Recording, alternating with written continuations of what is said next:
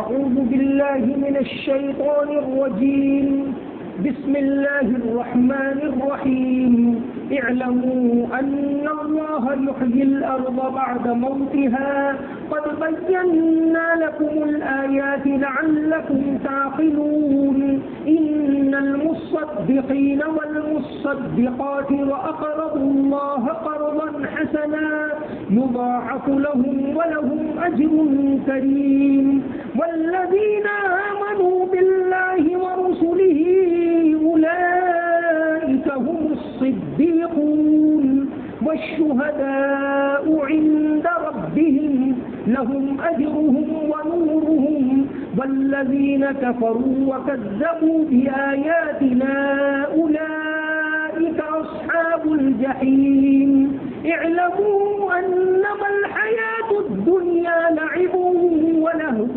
وزينة وتفاخر بينكم وتكاثر في الأموال والأولاد كمثل غيث أعجب الكفار نباته ثم يهيج فتراه مصفرا ثم يكون حطاما وفي الآخرة عذاب شديد ومغفرة من الله ورضوان وما الحياة الدنيا إلا متاع الغرور صدق الله العظيم.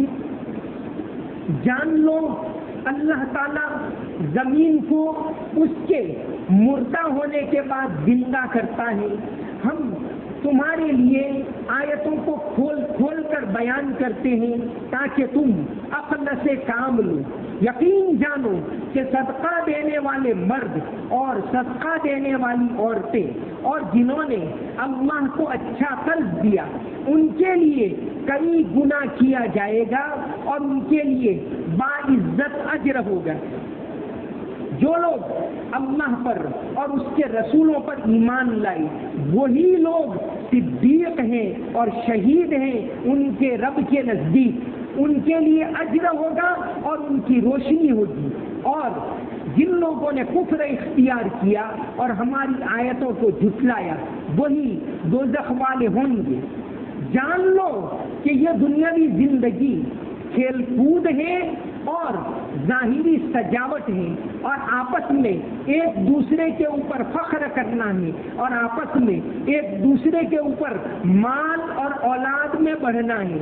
اس کی مثال ایسی ہے جیسا کہ بارش اس کی نباتات کاشتکاروں کو خوش کر دیتی ہیں پھر وہ اپنے جوش کے اوپر آتی ہے پھر تم اس کو دیکھتے ہو کہ وہ پیلی پڑ جاتی ہے پھر وہ ریزے ریزے ہو جاتی ہے اور آخرت میں سخت عذاب بھی ہوگا اور اللہ کی جانب سے مغفرت اور خوشنودی ہوگی. اور دنیاوی زندگی تو دھوکے کا سامان ہی ہے. پچھلی آیتوں کے اندر فرمایا کہ ایمان والوں کے لیے وہ وقت نہیں آیا کہ ان کے دل اللہ کے ذکر کے لیے نرم پڑ جائیں. یہاں سے کچھ خاص باتیں اللہ کی طرف مائل ہونے کی یعنی تصوف کے درجوں کی بتائی. پہلا تو یہ بتایا کہ دل اگر اللہ کے ذکر کی طرف مائل ہوں گے تو وہ نرم پڑیں گے. پھر اس کے بعد مثال دی اعلموا ان اللہ یحیی الارض بعد موتها. جان لو کہ اللہ تعالیٰ زمین کو خشک ہونے کے بعد بنجر ہونے کے بعد دوبارہ زندہ کرتا ہے. اس آیت کا مطلب یہ ہے کہ اگر تم سے غلطیاں سرزد ہوئی اگر تم سے گناہ سرزد ہوئے تو نا امید نہ ہونا.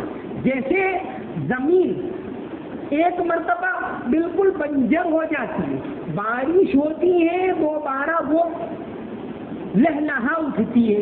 اسی طرح اگر تم سے گناہ ہو گئے تو تم نا امید نہ ہو پھر بھی اللہ کے ذکر کی طرف آ جاؤ اللہ کی یاد کی طرف آ جاؤ توبہ کر لو. اللہ تعالیٰ معاف کرنے والے ہیں. دل کی زمین دوبارہ لہلہا اٹھے گی دوبارہ اس میں اللہ کا خوف پیدا ہوگا. دوسری مرتبہ اس کے اندر اللہ تعالیٰ کی یاد تازہ ہوگی. اب فرمایا کہ اللہ کی طرف مائل ہونا ہے، اللہ کی یاد کرنا ہے، آخرت کو اپنے دل کے اندر بٹھانا ہے، تو اس کے لیے دنیا کو اپنے دل سے نکالنا پڑے گا. دنیا اور اس کے مقابلے میں آخرت ہے. تو فرمایا ان المصدقین والمصدقات، اللہ کے راستے میں صدقہ دو. اس کا ایک آگے کا اسٹیپ بتایا کہ اللہ کے راستے میں صدقہ تو دو تو تمہارے دلوں میں سے دنیا کی محبت نکلے گی اور اللہ کی محبت بیٹھے گی. جب تک مال کی محبت دل کے اندر ہے، یہ فطری طور پر ہونا تو ظاہر ہے، لیکن انسان کی آزمائش یہی ہے کہ اس کے مقابلے میں اللہ کی محبت کو ترجیح دے.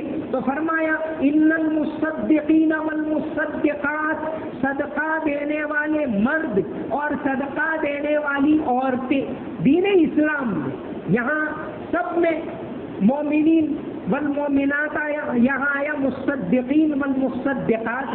اسلام کے اندر مرد عورت دونوں اللہ کے خوف میں، آخرت میں، اللہ کے ذکر میں، دینی باتوں میں دونوں برابر ہیں. دنیاوی کاموں میں بعض لحاظ سے اللہ تعالیٰ نے جسمانی بناوٹ کے لحاظ سے الگ الگ کام سونپے ہیں، لیکن آخرکار سب اللہ کے بندے. مرد ان کو بھی جنت تک جانا ہے، عورتیں ان کو بھی جنت تک جانا ہے. تو فرمایا ان المصدقین والمصدقات، صدقہ دینے والے مرد اور صدقہ دینے والی عورتیں. دل میں دنیا کی محبت ہوگی تو اللہ کی محبت کیسے اس کے اندر آئے گی؟ تو اس محبت کو نکالنے کے لیے اللہ کے راستے میں خرچ کیا کر. کلا بل تحبون العاجلہ وتذرون الآخرہ، کہ اگر یہ محبت نکلے گی تو آخرت کی محبت آئے گی. تو اللہ کے راستے میں صدقہ دیا کرو. وَأَقْرَضُوا اللَّهَ قَرْضًا حَسَنًا، اور اللہ تعالیٰ کی راہ میں قرض حسنہ دو. ہم قرض دیتے ہیں تو اس نیت سے دیتے ہیں کہ دوبارہ واپس آ جائے گا. یہاں اللہ کے راستے میں قرض دیتے ہیں تو فرمایا یضاعف لہ، اللہ تعالیٰ کئی گنا کر کے واپس دے گا. جس کی مثال بہت اچھی وہ سورہ بقرہ والی اللہ تعالیٰ نے بیان فرمائی کہ انسان ایک دانہ دبا دیتا ہے، ظاہر میں تو وہ گیا، مٹی کے نیچے چلا گیا، لیکن اب اس کے پیچھے محنت ہوتی ہے تو ایک دانہ کئی 100 دانے دیتا ہے. مثل الذین ينفقون اموالهم فی سبیل اللہ کمثل حبۃ انبتت 7 سنابل فی کل سنبلۃ 100 حبۃ. تو اس طرح اگر تم اللہ کے راستے میں خرچ کرو گے تو اللہ تعالیٰ اس کو کئی گنا کر کے یضاعف لہم، کئی گنا تو دے گا ہی دے گا، وَلَهُمْ أَجْرٌ کریم، اور اللہ تعالیٰ کے یہاں باعزت اجر ملے گا. وَالَّذِينَ آمَنُوا بِاللَّهِ وَرُسُلِهِ، جو لوگ اللہ اور اس کے رسولوں کے اوپر ایمان لائے، اولئک هم الصدیقون والشہداء، اللہ تعالیٰ ایسے لوگوں کو صدیقوں اور شہیدوں کے راستے پر چلائے گا. ہم سورہ فاتحہ کے اندر دعا کرتے ہیں اہدنا الصراط المستقیم، اے اللہ ہم کو سیدھا راستہ دکھا. پھر آگے کہتے صراط الذین انعمت علیہم، سیدھا راستہ کون سا؟ صراط الذین، ان لوگوں کا راستہ انعمت علیہم جن پر تو نے اپنے انعامات برسائے. اب وہ کون؟ تو اسی کو پھر آگے سورہ نساء کے اندر فرمایا کہ انعمت علیہم سے مراد کون ہے؟ اولئک الذین انعم اللہ علیہم من النبیین والصدیقین والشہداء والصالحین. 4 طرح کے لوگ ہیں، لیکن ان میں سے نبوت یہ تو اللہ کی طرف سے، یہ درجہ کسی کو عطا نہیں ہو سکتا. نبوت کے بعد سب سے اونچا درجہ نیک لوگوں کا ہے، وہ صدیق، ظاہر میں بھی سچے، باطن میں بھی سچے. جیسے اس امت میں صدیق کا لقب ملا حضرت ابوبکر. حضرت مریم علیہ السلام کے بارے میں قرآن کے اندر فرمایا وَأُمُّهُ صِدِّيقَةٌ وَاذْكُرْ فِي الْكِتَابِ إِسْمَاعِيلَ إِنَّهُ كَانَ صِدِّيقًا نَبِيًّا. بعض رسولوں کے بارے میں بھی صدیق جو اپنے ظاہر میں اور باطن میں ایک دم سچا ہو. اس کا ظاہر اور باطن ایک دم یکساں ہو، اس کو صدیق کہتے ہیں۔ تو یہاں 3 درجے ہیں ایمان والوں کے، والذین آمنوا باللہ ورسلہ اولئک هم الصدیقون والشہداء۔ 2 درجے یہاں بیان کی، وہاں 4 درجے ہیں۔ ایک تو نبی، یہ درجہ تو اللہ نے جس کو دیا اس کے علاوہ کسی کو نہیں مل سکتا، اس کا تو دروازہ بند۔ باقی 3 درجے، تو صدیق جو نیکیوں کے راستے پر انتہائی آگے بڑھ جائے تو صدیق کا راستہ، دوسرا شہید کا راستہ، یا تو ظاہر میں اپنا تن من دھن سب کچھ اللہ کے لیے نچھاور کر دے، یا جو نچھاور کرنے کے لیے ہمیشہ تیار رہے، اس کو بھی اللہ تعالیٰ شہید کا درجہ دیتے ہیں۔ اور والصالحین، باقی تمام نیک مومن، یہ نیکی کے درجے۔ یا یہ کہ صدیق اور شہید میں یہ فرق کیا کہ لوگ 2 طرح کے ہوتے، ایک تو ایسے لوگ ہوتے ہیں کہ اللہ کو یاد کرو، علم کو حاصل کرو، بس یکسوئی سے تنہا آخرت کے اندر لگے رہو، قرآن کی تلاوت کرو، اللہ کا خوف پیدا کرو۔ بعض کیونکہ مزاج الگ الگ ہوتے، بعض لوگ ہوتے ہیں باہری کام زیادہ کرتے، لوگوں کی خدمت کرو، اللہ کے راستے میں دو، دعوت، تبلیغ وغیرہ۔ ظاہر کامل شخصیت جس میں یہ تمام صفات ہیں وہ تو نبی کریم صلی اللہ علیہ وسلم کی ذات ہے کہ آپ نے ذکر، عبادت، تلاوت، اللہ کی یاد، اس کو بھی مکمل بجایا، اور دوسرے سارے کام ہیں اس کو بھی مکمل طور سے بجایا۔ ایک امریکہ کے ایک بہت بڑے مصنف گزشتہ صدی کے مائیکل ہارٹ، انہوں نے ایک کتاب لکھی دی 100 کہ بھئی دنیا کی پوری انسانیت کی تاریخ میں سب سے بڑھ کر کون سو آدمی جس نے دنیا کو متاثر کیا، دی 100۔ اس میں مائیکل ہارٹ اگرچہ کرسچن ہے لیکن پہلے نمبر پر رکھا آپ صلی اللہ علیہ وسلم، اور حضرت عیسیٰ علیہ السلام کو تو 5ویں نمبر پر انہوں نے رکھا ہے کہ بھئی جنہوں نے دنیا کو متاثر کیا۔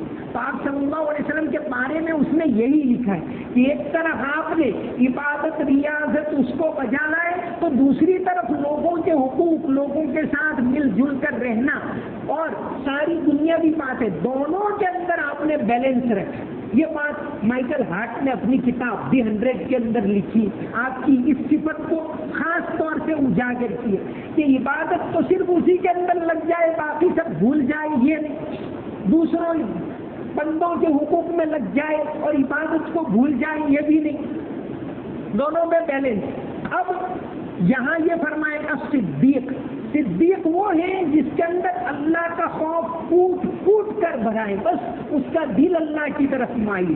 اور شہید جو اور کام کہ بھئی دعوت کا کام، تبلیغ کا کام، ان کا خدمات، اس کی طرف زیادہ توجہ دے، ایک تفسیر یہ بھی کیے۔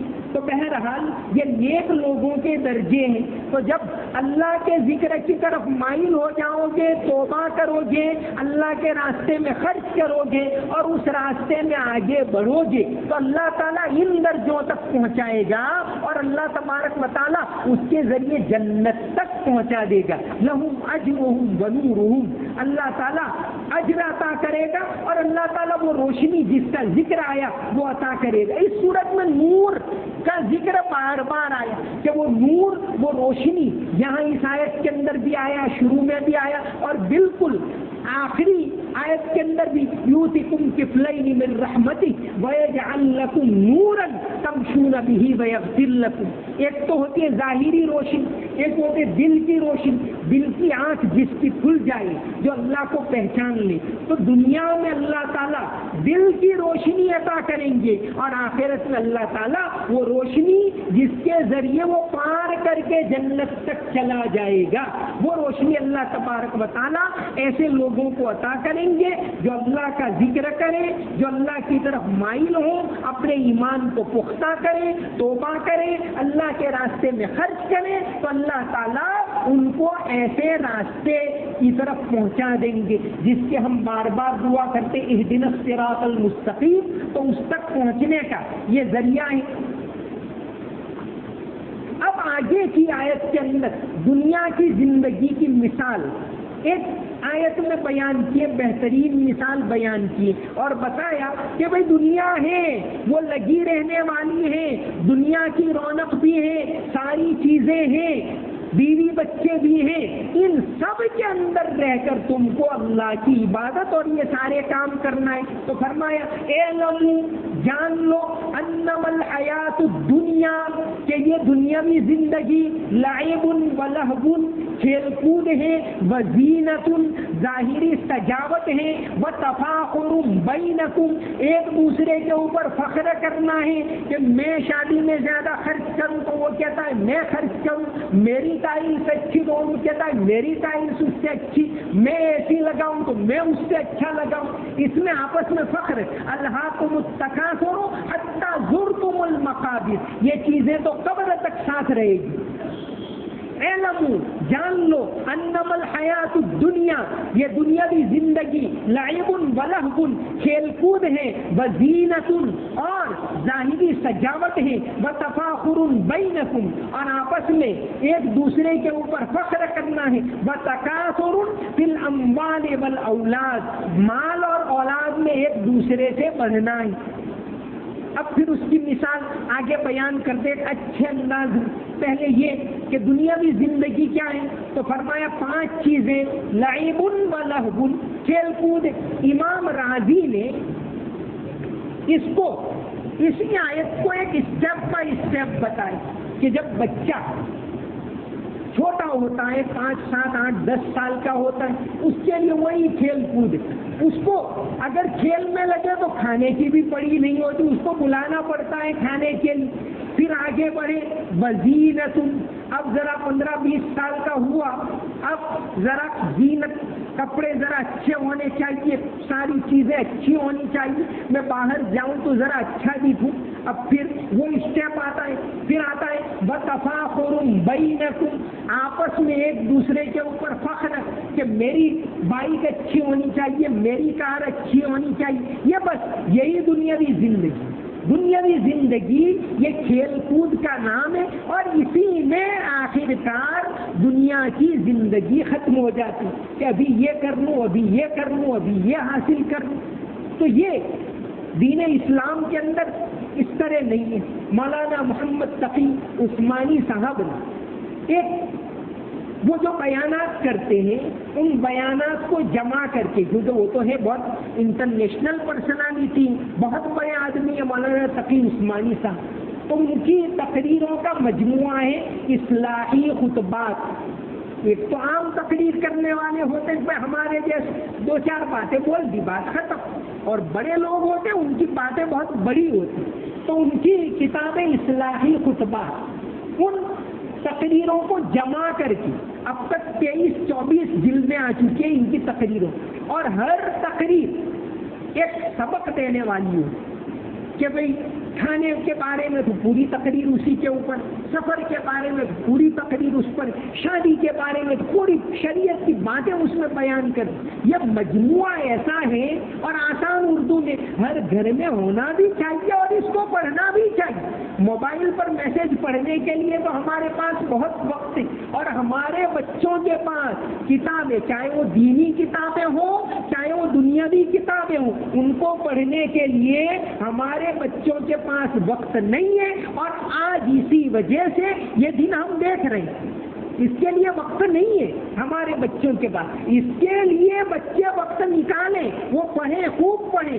دنیا کے اندر میں نے پہلے دوسرے دن بتایا کہ ایجوکیشن آج کے زمانے میں ایک پاور ہے، جس قوم کے پاس ایجوکیشن ہوگا، اور ہماری قوم کے لیے ایجوکیشن کا مطلب اللہ کے خوف کے ساتھ ہو، نماز کی پابندی کے ساتھ ہو، آخرت کے تذکرے کے ساتھ ہو، پھر وہ ایجوکیشن ہو، چاہے وہ جس لائن کا بھی ایجوکیشن ہو، وہ قوم کو آگے بڑھائے گا۔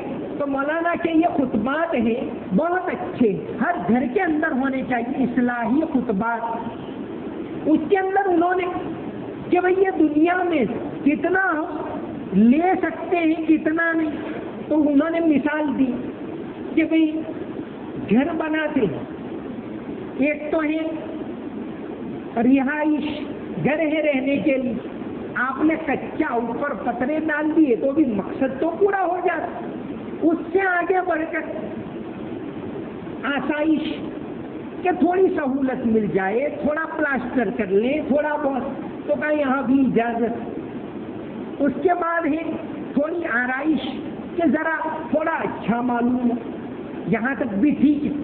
لیکن اس سے اوپر کا درجہ نمائش، فضول خرچ، ایک دوسرے سے بڑھنے کی کوشش کرنا کہ فلاں گھر میں ایسی ٹائلس آئی ہے تو میری اس سے اچھی آنی چاہیے، فلاں نے شادی میں اتنا پکایا تو میرا اس سے زیادہ ہونا چاہیے، یہ حرام ہے۔ اور یہی اس کو تفاخر بینکم الہاکم التکاثر حتی زرتم المقابر، کہ قبر تک انسان چلا جائے لیکن یہ آپس کی یہ ایک دوسرے سے بڑھنے کی کوشش ہے، یہ ختم نہیں ہوتی، اور اسی کو ختم کرنا یہ اس کی تعلیم ہے۔ تو فرمایا کہ دنیاوی زندگی یہی ہے، دنیاوی زندگی میں حالات آئیں گے، حالات آنے بھی چاہیے، حالات آتے ہیں تو انسان سنبھلتا۔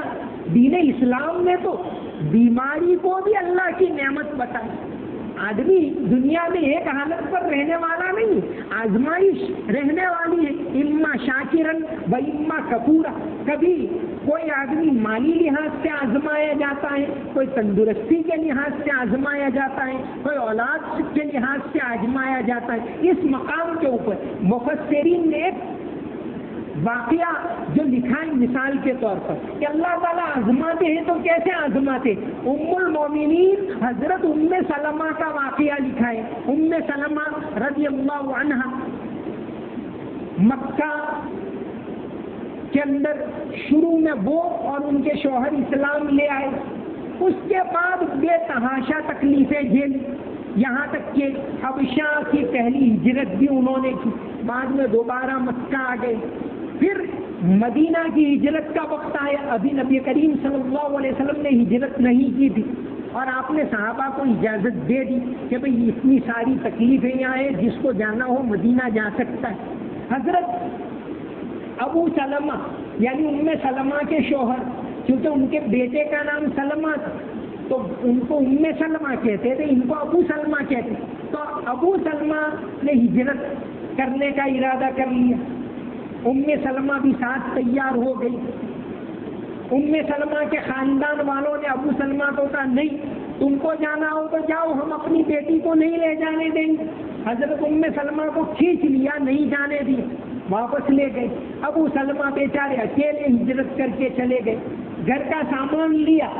ابو سلمہ نے کہا یہ سامان تم نے مکہ میں سے کمایا ہے، مکہ میں چھوڑ کر جا، سارا چھوڑ دیا، اکیلے نکل گئے۔ پھر اس کے بعد ام سلمہ کے اوپر ایک اور مصیبت آئی، بہت مختصر میں بتلاؤں کہ ابو سلمہ والوں نے یہ کہا کہ بچہ تو ہمارا، اگر تم لڑکی کو روکنا چاہتے تو بچہ ہم نہیں دیں گے۔ تو بچہ گیا باپ دادا کے پاس، دونوں الگ ہو گئے۔ ام سلمہ روزانہ رو رہی ہے، کئی دن گزر گئے، روزانہ مدینہ سے باہر نکلتی ہے، روتی ہے، واپس آ جاتی۔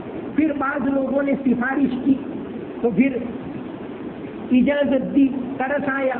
اب ام سلمہ اور بیٹا چھوٹا سا تنہا مدینہ کے لیے نکل پڑے۔ مورخین لکھتے ہیں کہ سب سے پہلے مدینہ کی ہجرت کرنے والی کوئی ہے تو ام سلمہ، اور تو گئی تھوڑی بہی آگے جا رہی ہے اونٹ لے کے، کوئی نہیں، اکیلی۔ راستے میں ایک بہت شریف انسان عثمان ابن طلحہ ملے کہ کہاں جا رہی ہے؟ تو کیا مدینہ جانا؟ تو کہا نہیں، میں ساتھ چلوں گا۔ اونٹ کی رسی پکڑ لی، راستے میں جہاں اترنا ہوتا تھا اونٹ کو بٹھا دیتے تھے اور دوسرے درخت کے نیچے چلے جاتے تھے، وہ اتر جاتی تھی، پھر آ کے اونٹ کو باندھ دیتے تھے، پھر جب جانا ہوتا تھا پھر آ کر اونٹ کو بٹھاتے، اس طرح ان کو مدینہ تک چھوڑ آئے۔ حضرت ام سلمہ رضی اللہ عنہا بیان کرتی ہے کہ عثمان ابن طلحہ جیسا شریف انسان میں نے کہیں نہیں دیکھا۔ خیر وہ مدینہ پہنچ گئی۔ اس کے بعد ہجرت کے تیسرے سال ان کے شوہر شہید ہو گئے۔ حضرت ابو سلمہ زخمی ہو گئے اور بستر میں، کیونکہ انہوں نے دین کے لیے بہت مصیبتیں جھیلی، تو آپ صلی اللہ علیہ وسلم عیادت کے لیے جاتے تھے۔ کوئی بیمار ہو محلے میں، رشتے داروں میں، تو ان کی ملاقات کے لیے جانا چاہیے، لیکن زیادہ دیر نہ بیٹھ. تو ملاقات کے لیے آپ گئے، اس وقت آپ نے ان کو ایک دعا سکھائی کہ اگر کوئی بھی تکلیف آئے اور انا للہ و انا الیہ راجعون پڑھے، کوئی تکلیف آئے اور انسان انا للہ و انا الیہ راجعون پڑھے اور پھر یہ دعا پڑھے اللہم اجرنی فی مصیبتی واخلف لی خیرا منہا، کہ اے اللہ مجھے میری اس مصیبت کا اجر دے اور مجھے اس سے بہتر عطا کر. تو اللہ تعالیٰ یقیناً اس سے بہتر عطا کرتے. یہ دعا آپ صلی اللہ علیہ وسلم نے سکھائی. کچھ دنوں میں اسی زخم کے اندر حضرت ابو سلمہ شہید ہو گئے. ام سلمہ پھر مدینہ میں تنہا ہو گئی. ان کو وہ دعا یاد آئی، اللہم انا للہ و انا الیہ راجعون پڑھا. پھر پڑھا اللہم اجرنی فی مصیبتی، اے اللہ مجھے اس مصیبت کا اجر دے.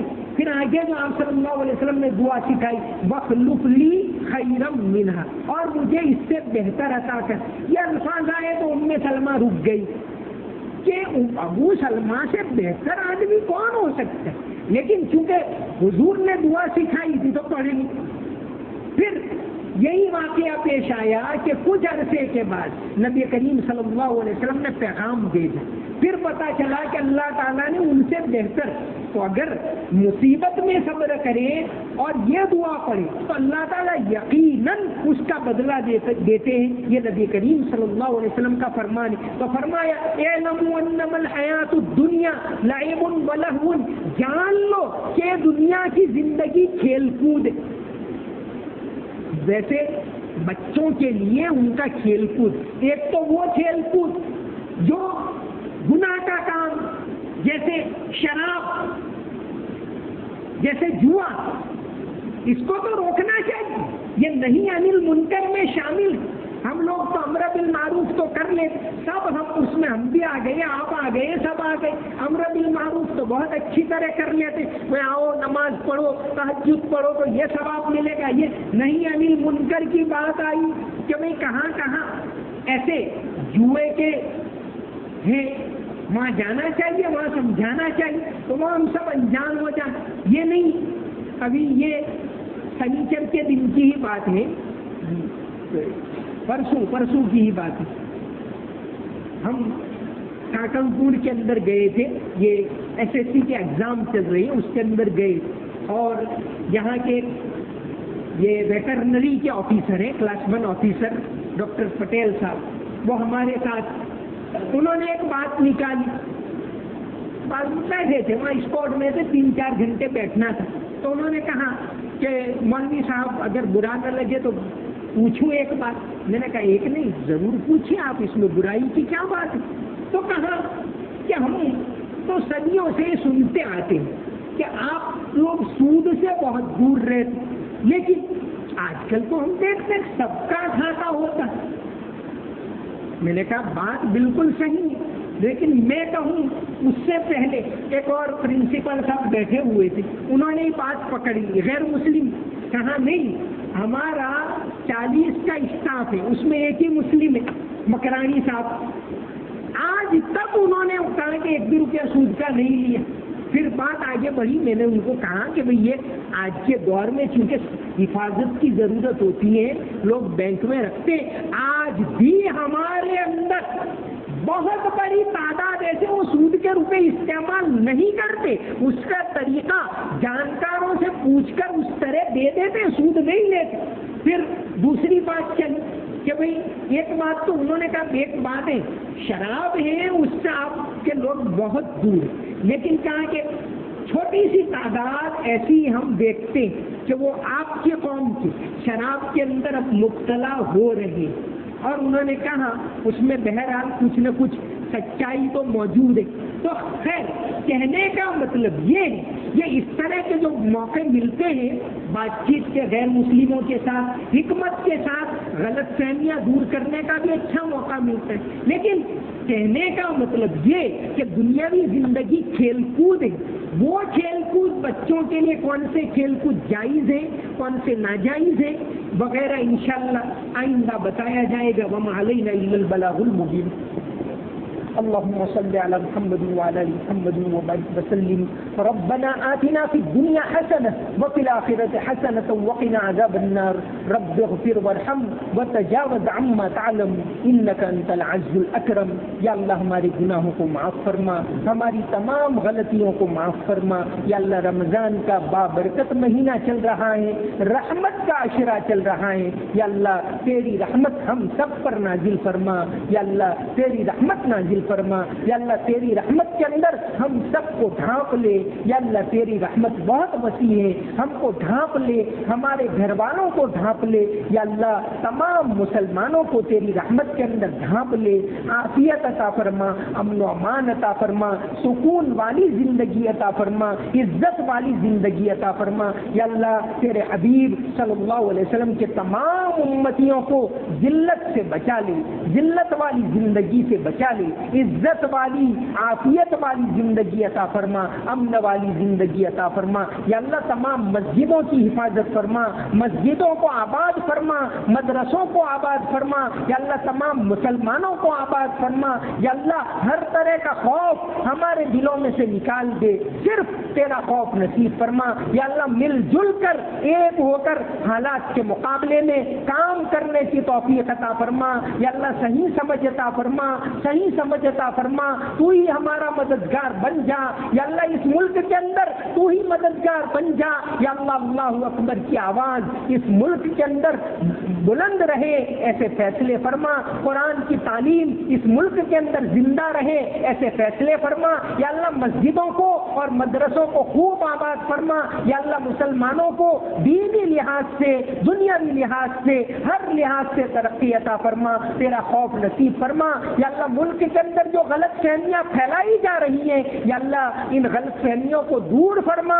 اسلام کا، قرآن کا سچا میسج اس ملک کے اندر عام فرما. انسانیت کو عام فرما، ہمدردی کو عام فرما، سچائی کو عام فرما، جھوٹ کو ختم فرما، بدعات کو ختم فرما، ہر طرح کے گناہوں کو ختم فرما. یا اللہ ایک ہو کر رہنے کی توفیق عطا فرما. یا اللہ مل جل کر رہنے کی توفیق عطا فرما. ہمارے مرحومین کی مغفرت فرما، انہیں جنت میں اونچا مقام نصیب فرما.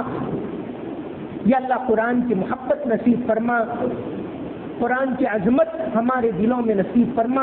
قرآن کی تلاوت کرنے کی ہم سب کو توفیق عطا فرما. تیرا ذکر کرنے کی توفیق عطا فرما. اللہ والوں کے راستے کے اوپر چلنے کی ہم سب کو توفیق عطا فرما. اللہم صلی علی محمد وعلی آل محمد وبارک وسلم. سمعنا واطعنا غفرانک ربنا والیک المصیر برحمتک یا ارحم الراحمین.